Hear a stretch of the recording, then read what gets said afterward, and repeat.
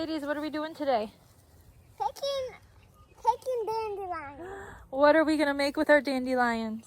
Dandelion jelly. Yes, we are making dandelion jelly, and we have a whole yard of dandelions, and we are going to be picking them and turning them into some delicious jelly. Just a minute, sweets. I'm on my way. And we will take you along and show you how it's done. Now, there are so many different reasons why we love making dandelion jelly, but one of my favorite reasons is to just spend this time with my girls. So if you're looking for new activities to do with your kiddos or just a way to spend more time with them outside, then I highly recommend doing this. It's always so fun for the whole family. I also get asked all the time about what dandelion jelly actually tastes like, and trust me, I was skeptical at first too because I grew up just thinking this was a pesky weed, but oh my goodness, it tastes just like honey. Now, once you have all of those dandelion heads gathered up, you're going to remove the yellow petals from the majority of the green stem as you can. The green parts are just more bitter, so remove as much as you can, but if you have some in there, it's not that big of a deal. Once those are all removed and you have roughly 3 cups of dandelion petals, you're going to want to rinse them just to get anything that you don't want on your petals out of there. Then you are going to boil 4 cups of hot water and pour those right over your dandelion petals to create a dandelion tea. Give this a gentle stir, cover, and then put it in the refrigerator for 24 hours or for at least overnight. Okay, we are back with our dandelion tea. This steeped overnight in the fridge. And first things first, to make our dandelion jelly, is we are going to strain out all of those dandelion leaves. So I'm just gonna grab a little mesh strainer, or you can use cheesecloth too, and just strain your dandelion tea into your pot. Now you're gonna want a big stock pot for this.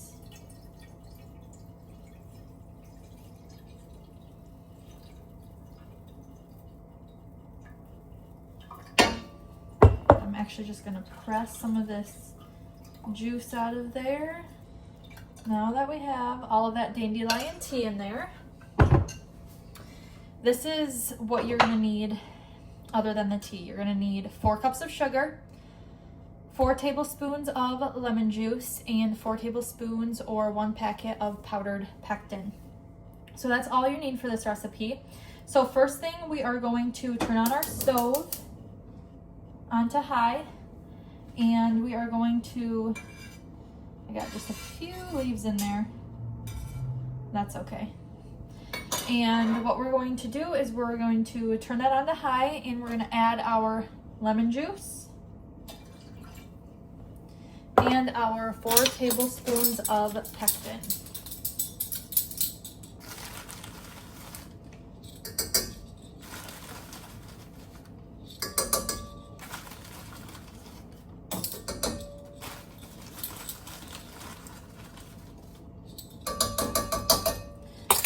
Now that we have that, I'm just going to stir this up to distribute that pectin in there.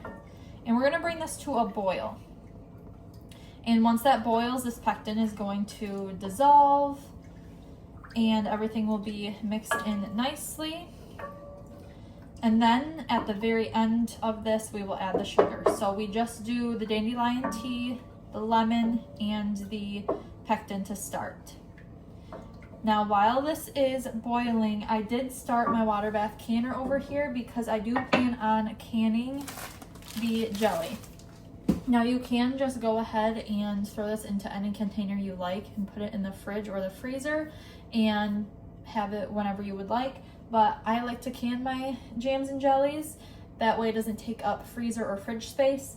So I am starting my canner. I have water in here and it is starting to heat up. I have it about medium heat right now. And a canning reminder, you always put hot jars into a hot canner or cold jars into a cold canner. So with using glass jars, you don't want to put a cold jar into a hot canner, it could break, or vice versa, a hot jar into a cold canner, it could also break. So keep that in mind, that you want it to be the same temperature of whatever you are putting in there.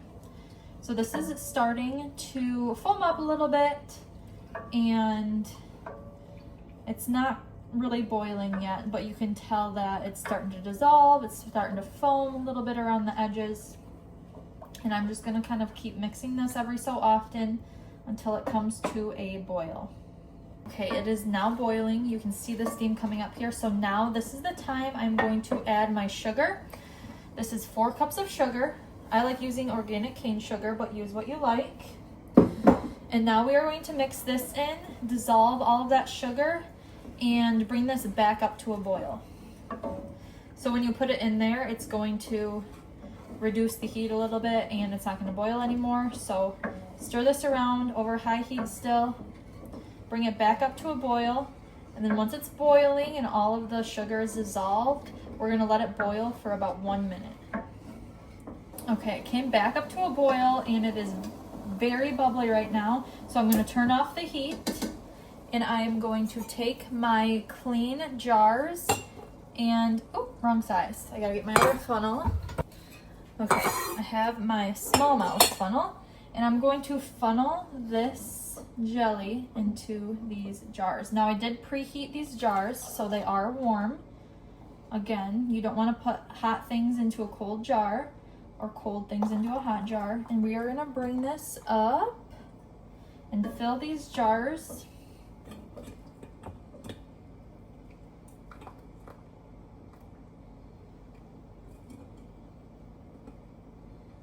I like to do about a, here we go, 1/4 inch headspace.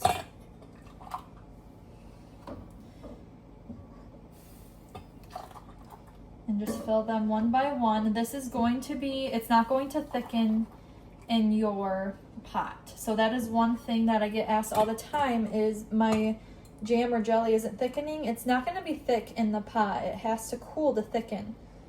And a way you can tell if it's going to thicken is like your spoon, you can tell on the outside it's starting to cool. Is it starting to thicken? Is it starting to like gel up like jelly or jam? And mine is, and that means that it will turn out and it will thicken.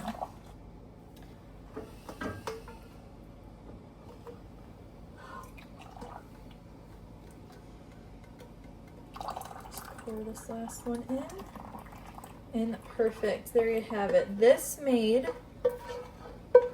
6 half pints. So we'd do 6 half pints or 3 full pints or 12 1/4 pints, whatever you decide to do.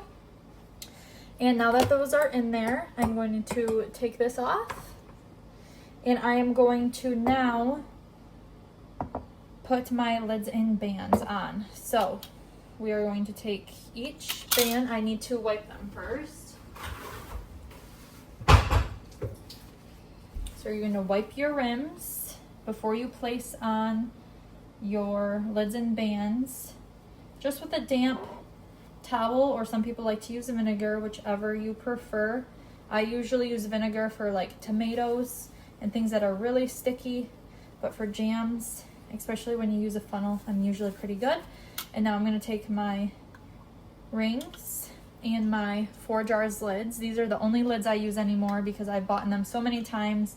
And to go through this process and not have lids that actually seal is not worth it. So I'm going to take those and I'm going to place these on and then screw on my bands fingertip tight. And fingertip tight, if you're new to canning, just means you don't want to tighten up too much. So just do as much as your fingertips will allow. Oh, these are hot. I'm going to put on my oven glove.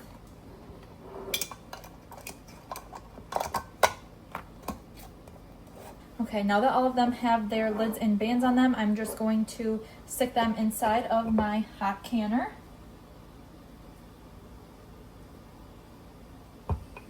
And you want the water in your canner to come a couple inches above the top of your jars.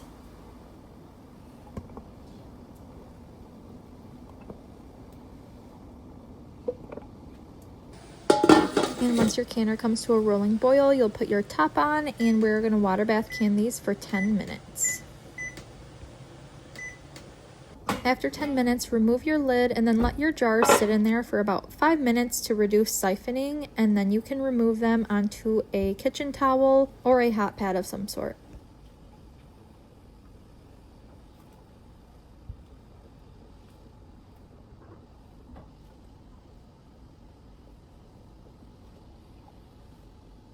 Okay, so now I'm just gonna let these sit just how they are and cool for at least overnight until they completely cool. You'll hear the tops start to pop and seal, and once they've sealed and they're completely cool, you can move them to your pantry. If one doesn't seal, then make sure to refrigerate it, and it'll stay for a while in the refrigerator as well. Or you could actually freeze it. So I hope you liked this video. If you would like to see more canning videos or see anything else to do with dandelions, let me know in the comments below.